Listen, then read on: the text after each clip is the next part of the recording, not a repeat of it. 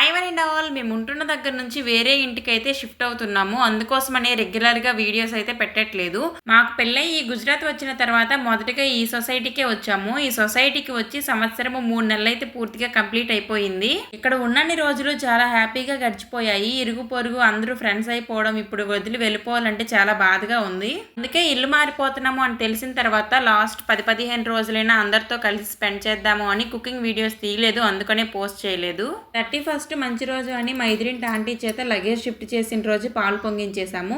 మళ్ళీ మేము వెళ్ళిన తర్వాత ఒకసారి నార్మల్గా పాలు పొంగించాము. పాలు పొంగించడం అయిపోయిన తర్వాత సగం సామాన్లు సర్దాను. అప్పటికే 2:30 ఆ టైం అయిపోయింది. ఇంకా వండడానికి ఓపిక లేక బయటికి వెళ్ళి అయితే తినేసి వచ్చాము.